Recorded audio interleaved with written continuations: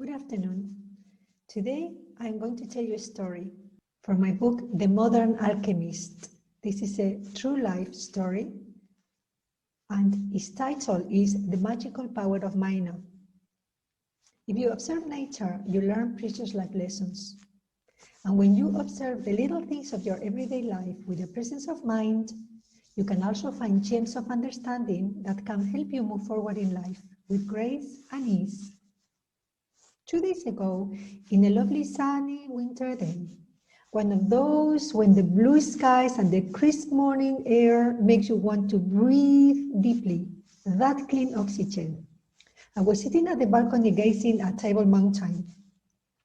While I was watching the city going about its day, suddenly a flock of Mynas flew over my head. Because I live in a very high apartment, it is breathtaking when birds fly by. You feel both the vertigo and the freedom of being suspended in the air high up yourself. Mynas and I have had a long-term relationship. It started in 2012 when I had a kinesiology healing session. That healing session dislodged, in the words of the practitioner, a huge tar-like substance from my solar plexus. And it was linked to my family events when I was a child.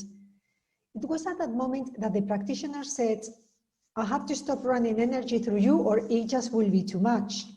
So we stopped. And at that moment, we heard a goose honking 3 times. It seemed to just happen to fly by at the right moment. But knowing the universe like I do, I knew that there was a message. And the therapist said, let's look at my goose totem animal card.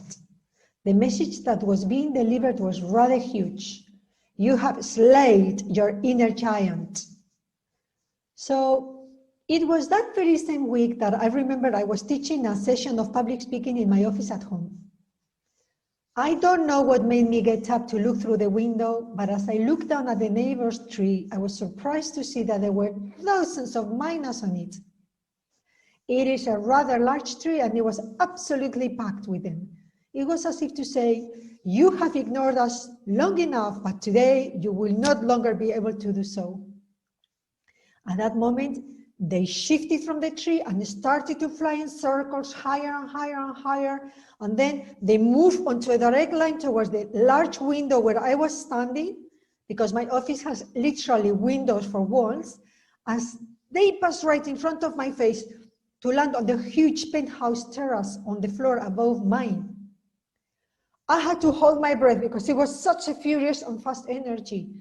Thank goodness that I had a glass window, I was thinking, in between them and I, because I really felt that they were going to smack me right on my face.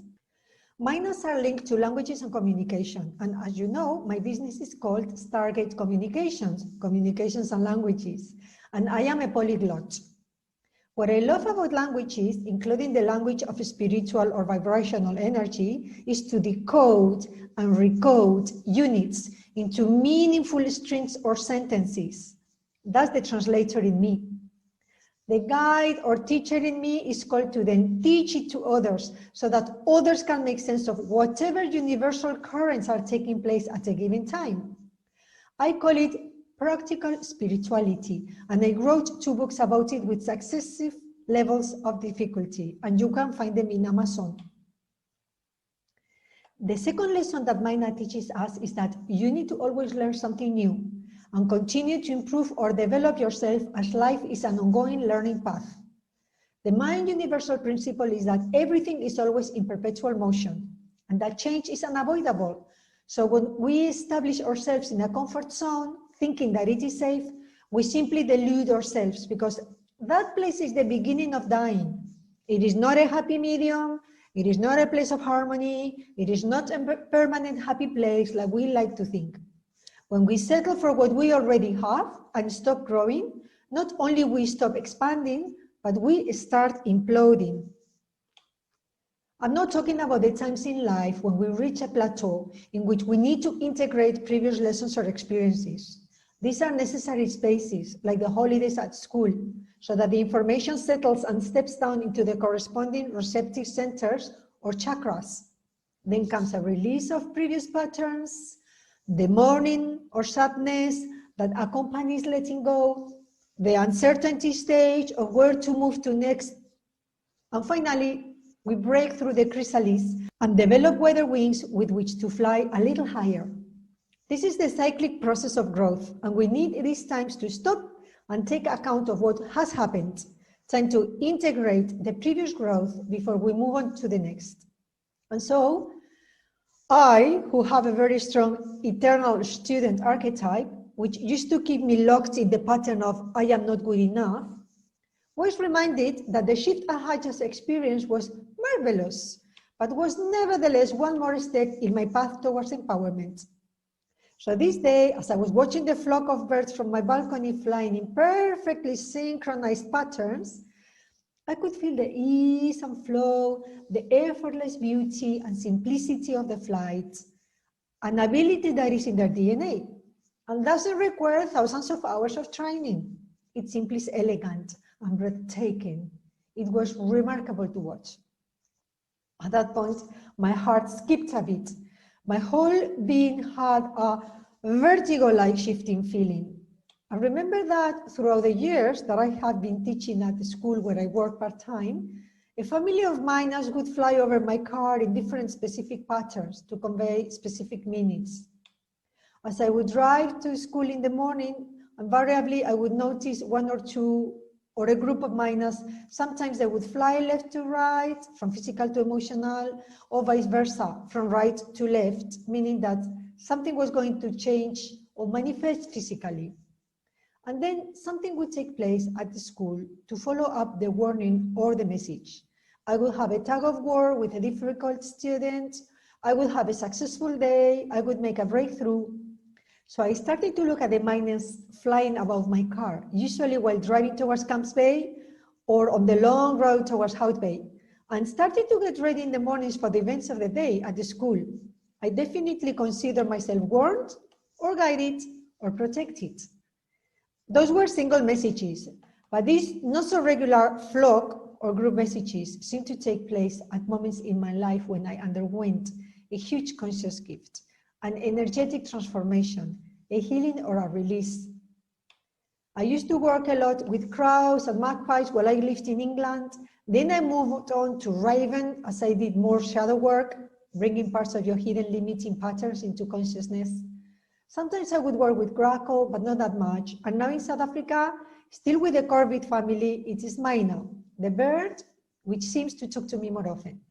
And all these blackbirds are messengers of the void, bringing communications from spirit. As the birds settled and disappeared from my sight, I changed my focus and felt how different my life had been from the effortless and elegant flying patterns of these birds. One of my more entrenched and gripping childhood patterns has always been to work hard for everything I have achieved. No matter how much or how long it took, I had to work hard to get it. There were no excuses for me. Even at college and university, when all the students were going to have fun at the weekends, I was always studying to get good grades. I gave myself no permission to release the grip. It took me blood, sweat, and tears to get here. And today my question was, if I had enough faith in the perfection of the universe, if I knew that we all have a role to play, that we are meant to enjoy the journey as we learn, share our gifts with others, as well as receive other gifts, why couldn't I fly elegantly, effortlessly, and magnificently like that flock of birds? That day, I was searching in the internet and saw a rapid transformation therapy free video from Marisa Peer. So I sat down for 20 minutes and I did her meditation. And the voice sent me back to when I was 11 years old. I was in a nun school, Colegio de las Hermanas del Amor Misericordioso de Sestao. Long name. And I failed my first ever history test on the 45%. My father did not take this well at all. So I was punished to do homework for that week after school without going out to play, as we used to do all those years ago. And I am not blaming my father for anything, because this Spanish generation that went through the Spanish bloody and cruel civil war and post-war with the dictator Franco didn't know any better. They educated their children in the only way they knew how Hard work, focus on survival. So Marisa, at the end of the hypnosis session, asks you to come back to reality, and you have to say something out loud. I broke into tears, sobbing so hard that my chest was shaking, which is what happens to me when I release a deeply entrenched blocking energy pattern. And my sentence was, I won't do it because I don't want to. It felt as if something shifted. The release of the pattern of struggle and hard work that says that you have to suffer to achieve anything in life. It has been a couple of weeks and I feel like a child on a seesaw, gliding in the air with a feeling of light, fun inside the stomach as you take off, going up, just to fall off on the seat, on the way down, laughing as you reposition yourself and then jump up again. Glorious. Today, I feel as if I glide and float through my days. There is no struggle, only a great and intense feeling of joy and gratitude. I don't need to push myself anymore. And I don't want to either. For the first time in my life, I have given myself permission to just allow my intuition to guide me to my next activity in the day. I focus on the moment to moment to savor everything that comes to me. Feelings, emotions, memories, thoughts. I receive them and welcome them. My long list of things to do are now shorter and more defined. There are no longer tasks to accomplish, but general ideas to expand on. I wake up and I am flooded with ideas for articles and books. As I enjoy that abundance and flow, I visualize myself doing interviews and telling people stories of magic. I feel and almost touch the energy in the room where strangers sit with me, no longer being strangers, their hearts shifting into the hope of new possibilities for themselves, creating a new net or web of people coming together to create something bigger than each one of us.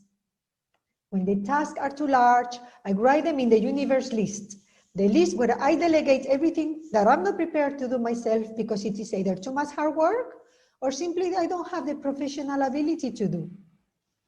Then I ask the universe to bring me the help that is ready for me at this stage in my life. And I move on to something else and I wait for the whispers of my soul to tell me where to focus next. I can describe the feeling of graceful ease and elegant effortlessness that I feel at that moment. Bob Proctor says in his Freedom series, people have a great deal of trouble letting go of their suffering. I was always wondering what he meant, but now I know. Thank you for listening. I will see you next time.